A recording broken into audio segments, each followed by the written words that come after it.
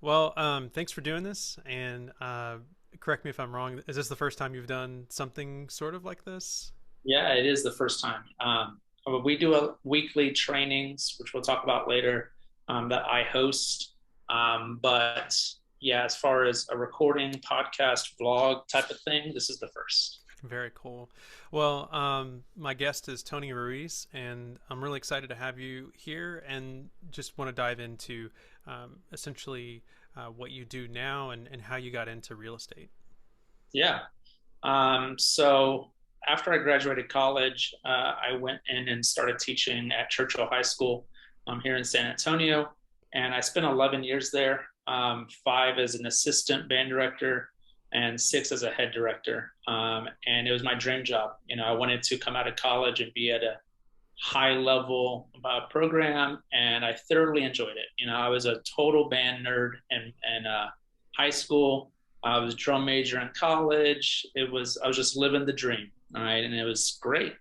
And then I became head director by the time I was 30, which was one of my goals. And everything just seemed to kind of be lining up perfectly. And when I got the head job, I was like, man, I'm going to be here forever. And this is great. They're going to name the band hall after me because I'm going to be here so long. And then, I met my wife. Things started changing a little bit. And then I was 35 years old, and I was just looking at where I was at, and I really couldn't. There was no next level. Of course, I could become an assistant principal or principal. That was not of any interest to me. All right. And so I was like, well, where do I go from here? How do I grow and, achieve more? And of course, the time commitment was crazy, as you know, being a high school band director. And I was looking at my paycheck and the time that I was putting in and going, how am I going to get ahead as I go into my 40s and so on and so forth? And I want bigger and better things for my family, myself, and for us to experience all that life can give you. So around that time, I had seen uh, four other band directors from my district all leave and go into real estate over the past 3, 4 years prior to that. And I kind of just watched them and I said, they seem to be doing pretty well and seem pretty happy.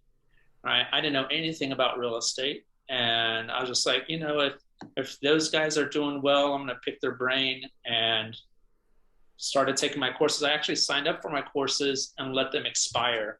So I had to rebuy them because I wasn't like totally serious about it. I was just kind of dipping my toe in it. And there was a couple things towards the end that were frustrating of my teaching career that kind of sent me over the edge. And I just remember coming home and telling my wife, I said, hey, this is it. I'm quitting and I'm going into this real estate full time. I didn't have my license at that time. And I pretty much, it told me that I wasn't going to get paid for all the days that I had racked up. So I said, okay, cool. After UIL, I'm going to take pretty much every single personal day that I have and just start cranking out my courses. So I'd, do personal day, go sit at Starbucks and just start doing my courses and knocking it out one at a time. And that's kind of how I got started in the business. And that Okay, was in so 2019. 2019. Okay, so you kind of covered some questions that I had written down of the challenge of learning real estate or taking your coursework, but it sounds like you had a plan of using your time that you had, your paid time off, and banking that. So when you talked about what was going to be the next level for you, you mentioned if this is what I'm doing in teaching and if I can go to the next level. Did that mean like monetarily? Did that mean in the profession? What did next level mean to you, or is it a combination of all those things? I would say it's a combination of things.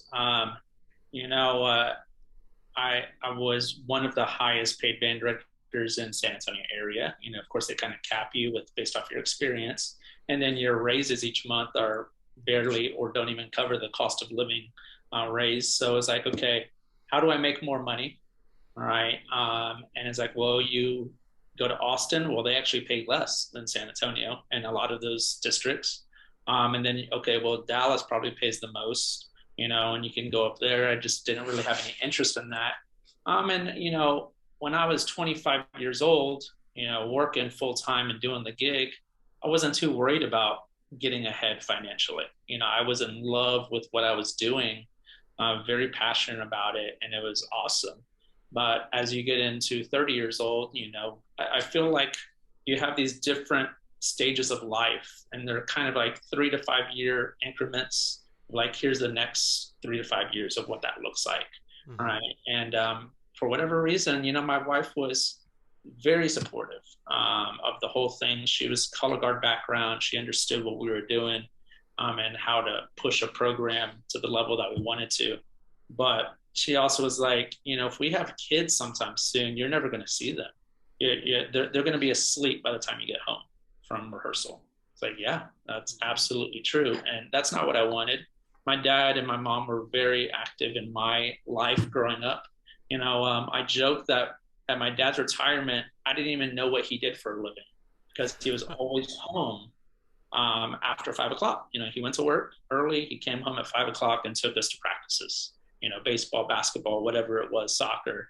And he was always a part of that, and it never interrupted that. And that's something that, I dream of having with my children someday, Mm-hmm. and so, hit 35. It wasn't like a midlife crisis by any means, but it was like, yeah, I got to do something different to get ahead. And it was just the time and money ratio, putting way too much time for not enough money. Mm-hmm. And then, I have kids that I taught that are graduating making way more money than I am.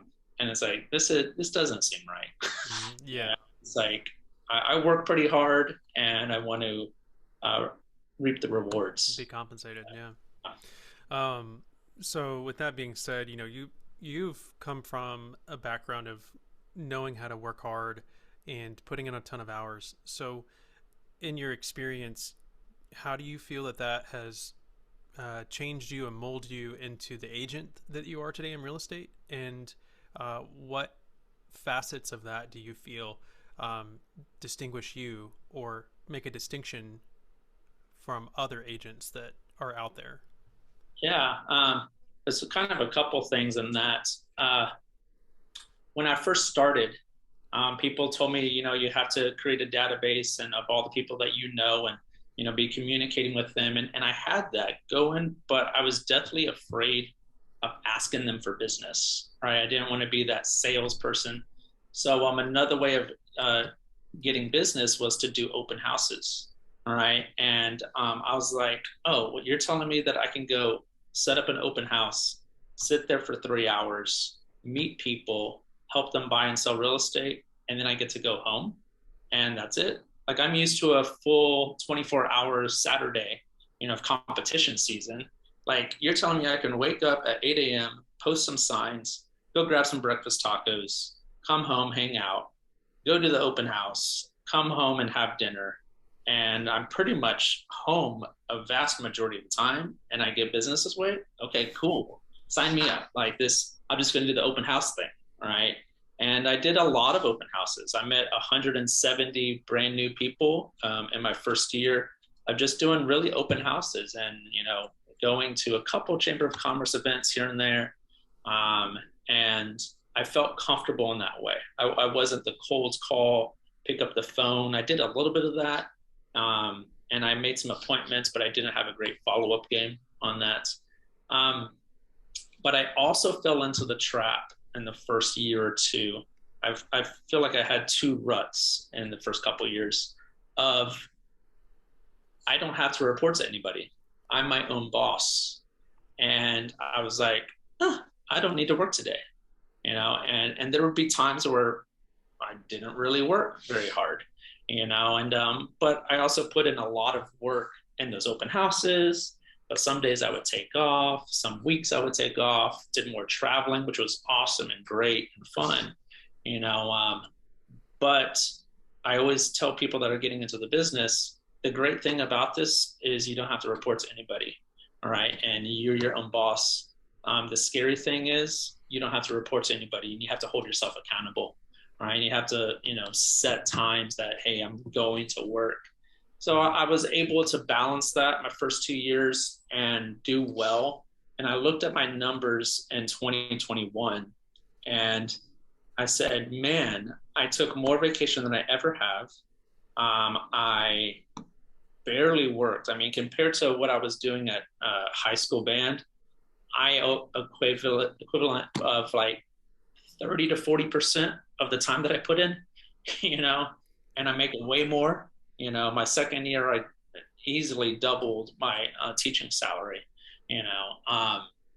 But now this year, I'm going, imagine if I really treat it like a full time job. I really show up and go, okay, from 8 a.m. to 5 p.m. or maybe 7 p.m. Of course, there's breaks in there. I'm going to treat it like a real job, like, and see what kind of production that's going to create. So I've been really motivated since January 10th of, I work out every day. I do my morning routine every day. I go to the office slash Starbucks every day. I'm there from 9 to noon. I take a little lunch break. And now this year for me is going, those first 2 years were great, but now let's put your head down and really build this thing and maximize what you can do. So it's kind of a little bit of both on that. So, in looking at that, if you have advice for your first year self as an agent, like looking back, what would you probably do differently? And, what sort of advice would you give that to other people that are in their first year? I think what one of the main reasons that I was really pretty successful my first year, and it didn't happen right away. So that's one thing is like, hey, this isn't going to happen right away. National Association of Realtors says it takes about 3 months to get your first deal. And some people come right at the gate and are rock stars. But I got my license in July of 2019, and I think my first closing was October. All right, it was right around that 3 month mark, and I only sold 2 houses and one rental in 2019. And I went to my mentors, and I was like, dude, I feel like I'm doing all the things you're telling me. Like where's this business going to come from? And they're like, oh my God, you're doing way more than most agents. Like just keep doing what you're doing. I promise you, it's gonna come. I'm like, okay, I go back at it. And then 2020 rolled around, and I committed to doing 6 open houses in the first 6 weeks of 2020. And I'll never forget that because it was just like, boom, I'm going to commit to this. And it led to my first listing. Then it led to another deal. And then all of a sudden I had like 3 or 4 in April. And then it just kind of started rolling. And it was like, holy cow, here we go. And I remember looking at my first big paycheck around that time. And I was like, I've never had this much money in my bank account. Like, this is wild. I Yeah. mean, because my history is, I had my daughter the same month that I started my first job at Churchill. So I was paying child support. Had a new house. I had all these new bills, and I was pretty much paycheck to paycheck for my entire career. And I was like, okay, how do I get ahead? And now, I'm comfortable enough to give myself a $12,000 raise in my first year, full year of real estate. Then I pretty much doubled that in my second year, and probably worked less than my first year. But bottom line is, I started in my first year going to a lot of trainings. I went to 2 live trainings a week, even before I had my license. Starting to just be a sponge and try to take in all the information as possible, and then pick and choose what fits your strengths, right? Because there are a lot of shiny objects out there in this real estate, like, oh, you can do this and do that and pay for this and pay for that. And here's all these leads. And it's just like, yeah, but that I don't like doing those things, right? So I was kind of doing that type of stuff, and I almost kind of burned out a little bit in my second year. I was like, I don't really like what I'm doing. I mean, it's given me a lifestyle of way more comfort, and there's some cool things I've been able to do, but just wasn't enjoying it really. And then I met Neil Mathwig, who's a real estate coach, and he did a training here in San Antonio. And his whole thing is building a business you love. And he has a podcast that I listen to weekly.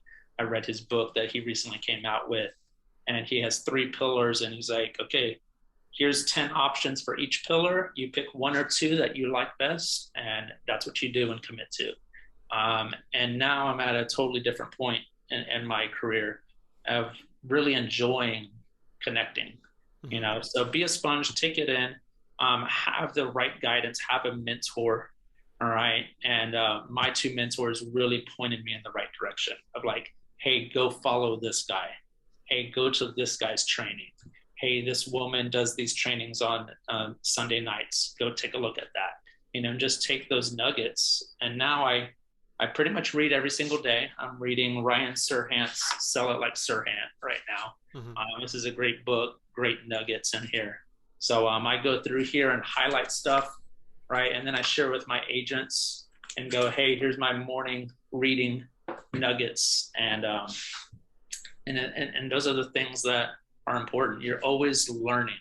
I think I picked that up in band directing. You know, we'd Hmm. bring in clinicians and we'd bring in 3 or 4 clinicians, and I wouldn't do 100% of each one, but I would pick and choose to build my own toolkit of Yeah. I like this and I like that, and now that I'm going to combine it and make it mine. Yeah, so Yeah.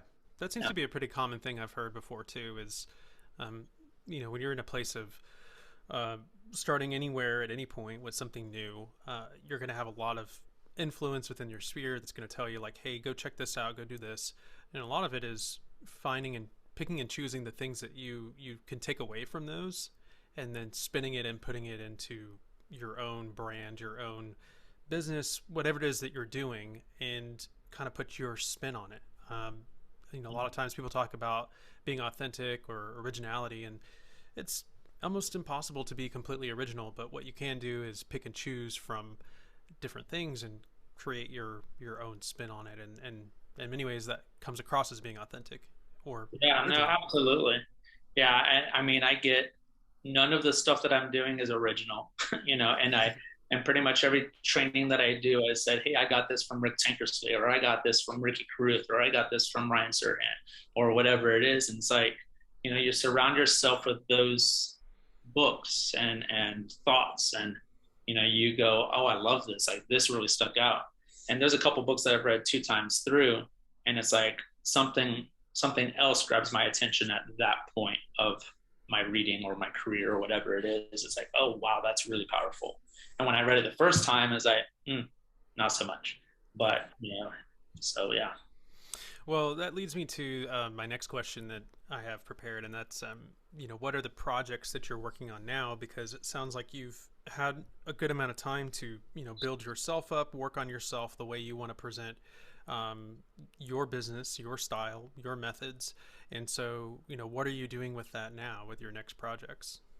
Yeah, my biggest project is, you know, as I looked at my numbers, my coach of mine that I meet with pretty much weekly, he asked me, "Oh, well, what were your 2021 numbers?" And I was like, "Oh, somewhere probably around 5 million." I don't track it very often, so I went home that night and pulled it up, and I did 6.3. I was like, Mm. "Oh, wow, that's pretty cool." And I was like, "Oh, I made this much money. Okay, cool."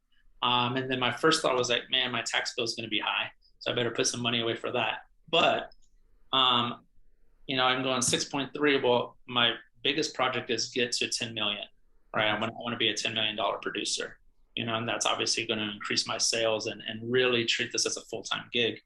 But the beautiful thing about the brokerage that I'm with, EXP, um, is you're able to build a brokerage with inside of a brokerage is the basic model. So when I first started, people were like, "Oh, you're going to be a broker? Oh, you're going to build a brokerage?" I'm like, "I don't even know what you're talking about. I don't even know how to do a sale. Like, I don't even know what do you mean, right?" But the old way is like, okay, you sell houses, you get your broker's license, you start hiring agents under you, and you take a portion of their commission and you build up your brokerage, right? Well, similarly, we can do that at EXP without it affecting the agents that are beneath us, right? So they're going to still get their 80% commission, which everybody at EXP will take half. But the 20% that goes to the brokerage, they actually turn around and give you back revenue share to me or anybody that brings in an agent, right? So I wasn't really focused on what they call rev share at the beginning. I was just like, I just need to figure out how to sustain my life and at least make what I made teaching, right? I need to sell enough houses to do that. And I don't know sales, and I figured it out through all the trainings. But then all of a sudden, I had a pretty successful first year, and I had all these friends going, "Hey, I'm thinking about leaving teaching. Thinking about doing real estate. Okay, cool. Come on board. This is what I've been doing. I'll help you out. Let's get this started." Started with one, then two, and then like overnight, I had like 8 agents, and I was like, "Oh wow! Like I have like a little team here, Mm. and it was great." But three in DFW, one in Houston, four in San Antonio. So obviously, I was like, "Okay, well, let's do a Zoom training to help these guys, get going with their business." So I'm at 8 currently. I have other prospects that I'm looking to bring onto the team that are already producing agents here in San Antonio that I've met through the business. And obviously, we're compensated for that, but it's helping them build their own brokerage. Like, imagine if I'm building that brokerage and then I help them build their own brokerage. Like, we're all going to benefit from that. Yeah. So that's kind of been my main focus of why I do those Thursday trainings is not necessarily to, oh, I'm just recruiting, but number one, the reason is to provide value to the agents that have joined me so that they can build a business that I did and better. All right, that was my first priority. And then I was like, well, I can use this as a value proposition to maybe attract agents that are maybe struggling or new to the business that I can help them and post that. So I've been recording those trainings. I've been putting them up on our Productive Agents Facebook group. It's a private group that pretty much invite only. And then I also put it up on my YouTube channel, which really hasn't been um, marketed very well. It's mainly just there for storage use, really. But some of them are pretty popular, and now I'm starting to get agents. One agent from Iowa, one agent from Pennsylvania reaching out to me saying, "Hey, I saw your YouTube video. Can you send that thing that you mentioned?" I was like, "Yeah, that's really cool." you Yeah. know. So to see it expand that way, kind of partnered up with a buddy of mine that's here locally, kind of running partners, business partners, and we are aspiring to do our own podcast Hmm. and kind of branch off and in line with that productive agents thing. Right. So we have the Facebook group going, we have the trainings going, and now we want to kind of create a podcast that goes along with that to again bring value to any agent out there. All right. And then maybe if they want to have a discussion about EXP, we would be happy to talk about how it would fit them in moving forward. That's awesome, man. Thanks, man. Um, so,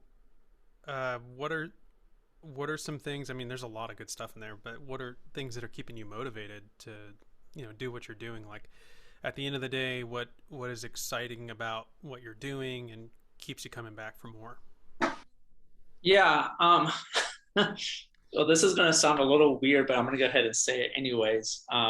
Going out to my clients or anything, like, I realized that I am not necessarily the agent that, like, oh man, I just love showing houses. I love looking at the architecture and the blah blah blah. I mean, obviously, I love doing that because that's part of the business that leads to a paycheck. And what's awesome is, like, taking them through the learning process. So I view it more as like less as sales and like selling them a house, but I'm more of education. Like, that's my background.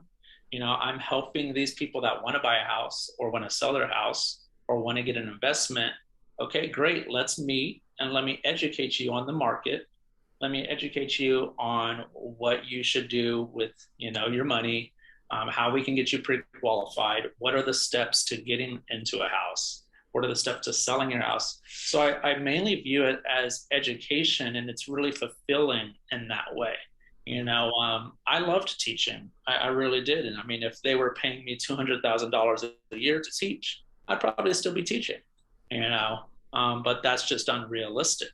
Um, and I didn't realize that once I started these trainings, it kind of scratched that itch of the teaching, right? And I feel like I was pretty darn successful as a teacher, and I have that in me. And now I'm able to use that in my sales business, educating the clients, in my productive agents business of growing my rev share organization and helping others build their own business, sales business. And then what motivates me is just taking it to the next level, and I listen to a lot of motivation things on YouTube. So I'll follow like Motivation Hub, I think is one of them, different ones. And as I'm brushing my teeth, getting ready, I'll have it plugged in and it's just doing a 10 to 20-minute video of motivational quotes, anybody and everybody. Denzel Washington has some great ones. Grant Cardone has some great ones, Mm-hmm. all those things. So that kind of just like, yeah, pumps me up. And then I try to read every day, Monday through Friday, and working through some different books. That keeps me motivated and just having a mindset of growth. All right. Not necessarily here's the goal. And once I get to it, it's done. But it's like, you should be growing every single day. Right. Like, how can I physically get better by working out every day? How can I make healthier choices by eating better every day? How can I, improve my sales business? And what can I do to provide value to my clients, future clients, and my agents now? So kind of Thursdays is kind of blocked off as my agent day, and obviously I'm available to them when things come up and help them. But Thursday is kind of like, hey, my training is that day. This is the day that I kind of really focus on helping my agents get to the next level and build a business that they love. Mm-hmm. My last question I have for you before we dive into some other topics that you wanted to bring up. Um, what are some common misconceptions, or maybe some misconceptions that you believe a lot of people have about real estate, whether it be realtors or just real estate in general? Um, the realtors, obviously, the market it's a great time to be in real estate right now. Market's booming, so everybody's getting their license, and um, people think that you're going to get rich quick, and it just doesn't happen that way. I was literally on a Zoom call an hour ago with Dayton Schrader, who's here in San Antonio. He's the number one team in San Antonio, been doing it 35 plus years, big time agent. All right. And he was saying that, he goes, I get this question a lot, like, Dayton, how do I get more listings? And he goes, my easy answer to that is go sell houses for 10, 15 years. And then they're going to start calling you when they want to sell their house, and it's like, when you start, you're always kind of on the buy side. You do most of representing buyers, buyers, buyers. But then all of a sudden, 2, 3, 4, 5 years down the road, they're going, hey, it's time to move on to the next house. Now they're getting listings. So it's that. I kind of got off topic. Remind me of the question one more time. So the question was common misconceptions, or Yeah. just your personal opinions on misconceptions in real estate. It takes time. If you're a realtor or you're thinking about getting into real estate, you got to understand and push, as quickly as possible, but it's going to take time. It's like building a wall. All right. And I got this from Ricky Cruz's book. You have to take care of that one client, and that's the first brick, and it's got to be solid, and then you stack another brick on top of that, and you stack another brick. And it takes a minute to get momentum going, or rolling a snowball. You pack it small and then you roll it. It's a little bit bigger and it's a little bit bigger.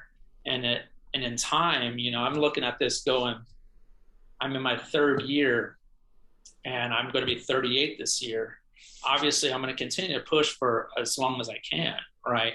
But if I'm pushing really hard over the next couple of years, as I get to 40, I'll be about 5 years in the business. How big can I create this business by 40 that it's almost rolling by itself? Got to work real hard at the beginning, and then you get to kind of, it's not as hard to push. Yeah. It just kind of rolls on its own. So I think that for people that are thinking about getting into real estate or struggling agents, put in the work. And then I think on the client side, they think they know everything.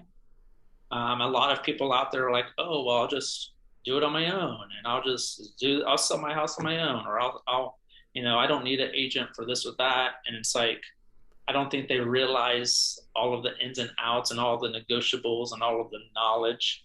I know this even when I got my real estate license, I didn't realize that you don't have to pay an agent if you're on the buy side. Just little things like that, that so many things that are only the people on the inside of this business know that really the public just doesn't, and again, going back to, it's my job and our job as agents is to educate our people and to share that with them so that they're more educated on the process. So I would say those couple things. That's good. That's good to know. Um, so I know I had my prepared questions for you, and there's other topics that I'm sure you'd like to cover that I maybe didn't in those questions. So Yeah. I don't know. Was there anything in particular? um, I think we covered most of it, and you kind of talked about spreading my word. I talking about the productive agents group that I'm working on, building that. So what we do here in San Antonio is I've kind of partnered with three other agents, um, and just combined forces.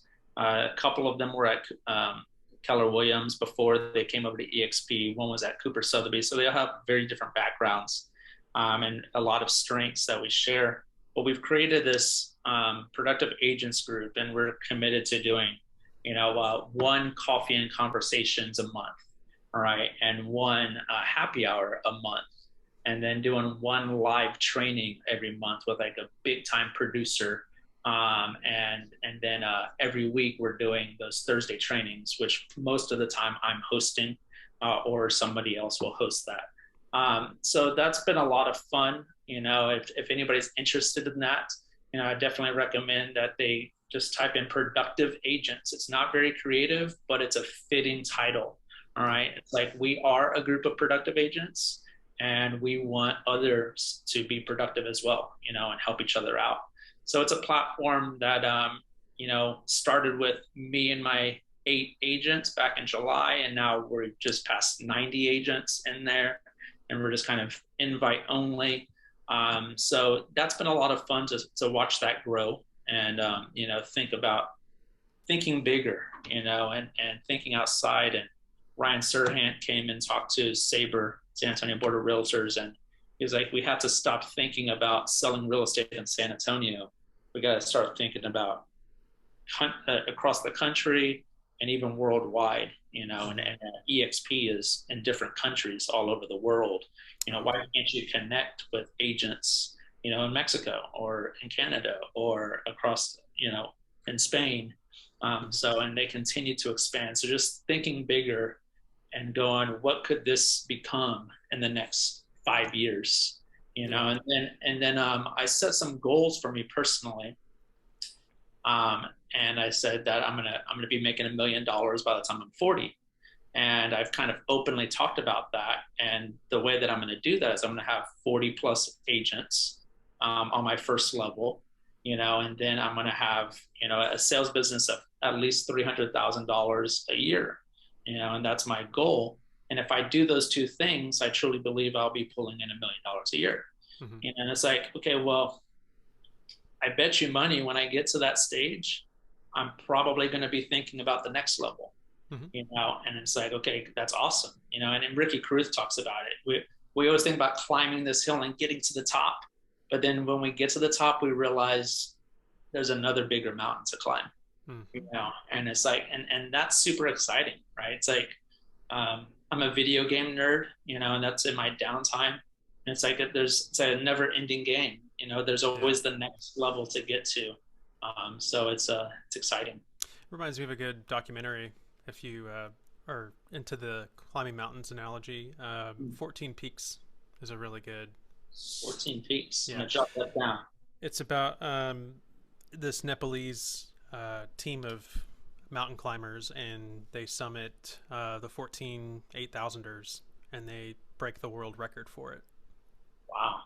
Okay. And it's really neat. It's unlike any documentary I've seen for climbing.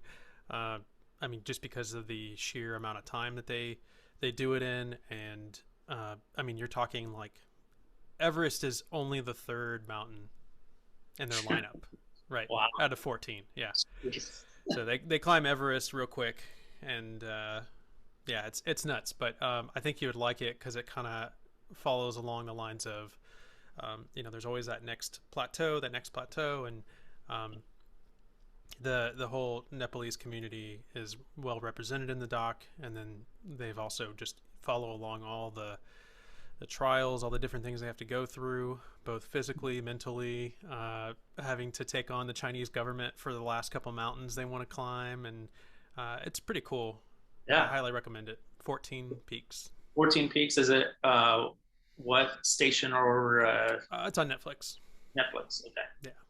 cool.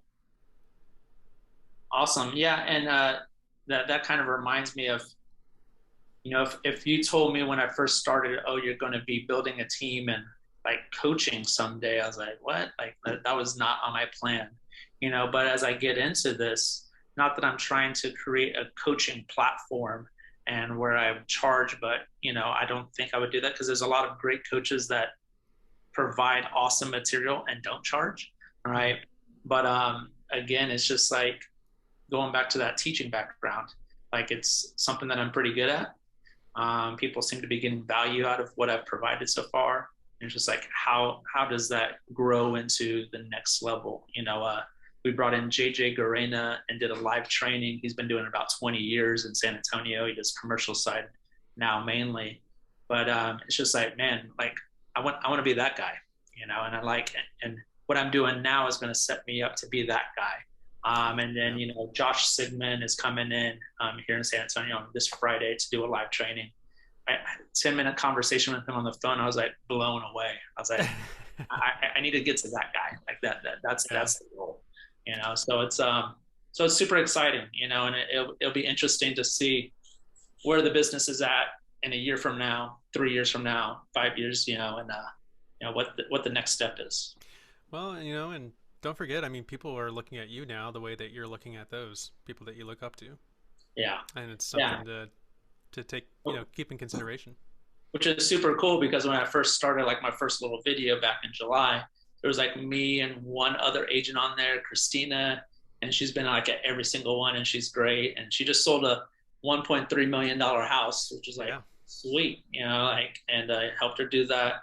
Um, but yeah, now I have other agents that I barely met, and they're like, "Oh, I've been watching your videos and gotten so much out of it." I'm like, "Yeah, it's paying off." Yeah, Yeah, yeah, definitely taking that away from the conversation. The very beginning of the conversation, you talked about your switch from education to being in real estate, and from what it sounds like, I don't think you're far from education. yeah, I think the monetary thing is something that holds back a lot of people, and they experience burnout, but they keep plugging away, thinking this is just how it is. But with what you do, you still get a lot out of what you enjoyed the most, and that was the education part. no, that's so true. I mean, and if we think about it, a lot of educators go back to, it is one of the most rewarding jobs out there, right? I remember conducting my first Christmas concert with my second band, and I got done and I just cried in front of them, because it was just so rewarding. It's just like, oh, this is awesome. So they get it, Yeah. they performed it exactly how we were supposed to, and now you get that same kind of fulfillment when, somebody's at the closing table thanking you so much for guiding them through the, I just had this amazing review that a client just sent me. I'm going to post about it tomorrow. And it's like, wow, it's really cool that they think that of me, and I'm just doing my job. And I tell everybody the same thing that I told every band that I taught on day one. I said, look, I'm just going to be honest with you. Like, and I'm not going to try to sugarcoat anything. I'm just going to tell you what the numbers are, what the process is, whatever it is. And I told my band kids, I said, even if we get to the last competition of the year and you suck, I'm going to tell you you sucked, and I'm not going to tell you that you were great. Like, I'm just going to be honest. And I think people really appreciate that no Mm-hmm. matter what business you're in. It's just be honest, a good person, treat people well, and the rest is going to fall into place. So Yeah, I think that's a good place to wrap up. And yeah, there's so many great things to take from this, and this is going to be great for people to check out and just learn more about the ins and outs of what you're doing and where they can find you. And I'll put some links and stuff to Productive Agent and Yeah. where people can find you. And I guess that brings me to like the closing part of this.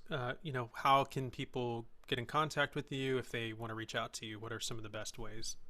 Yeah, I mainly do stuff on Facebook and Instagram.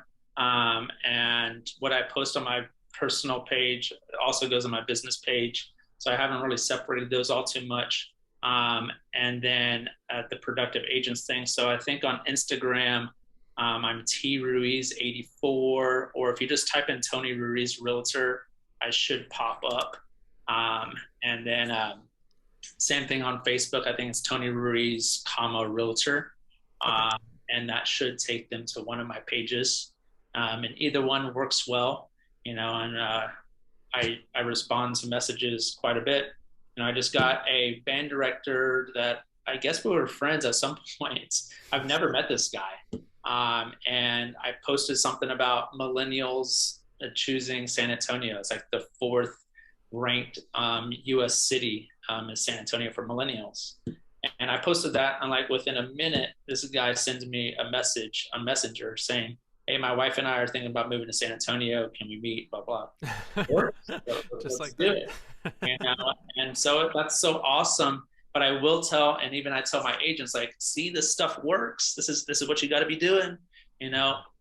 But it doesn't happen immediately. No. I mean, we're really in my third year, and now all of a sudden I'm getting those type of messages because I've been fairly consistent from day one.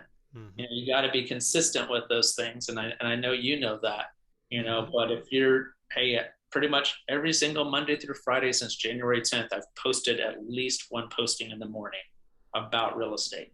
Mm-hmm. And now I'm kind of going, talk to my wife about it, and she was like, stop worrying about how many posts. If you see something good, just post it. Like, just content, throw it out there. Mm-hmm.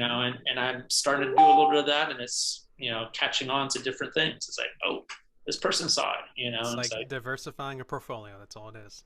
You got to yeah. throw it all out there. So it's been really cool. So yeah, Instagram, Facebook. Not super proud of my YouTube yet, so I won't throw it. But you could probably find me on there as well, Tony Ruiz Realtor. I got to clean that up and make that more presentable. But I'm also just figured out how to create a second channel under the same subscription, I guess you would call that. Yeah. So I have my second channel is Productive Agents. So I'm trying to create and clean up my two YouTube channels, one being agent focused training, coaching, attraction, right? And the other one being sales focused for clients that are interested in buying and selling. Gotcha. So we might have to hop on a call and chat about some of those insights. Absolutely. Well, I really appreciate it. And, best of luck, and we'll be in touch. Sounds great, man. I appreciate you inviting me on. It was great.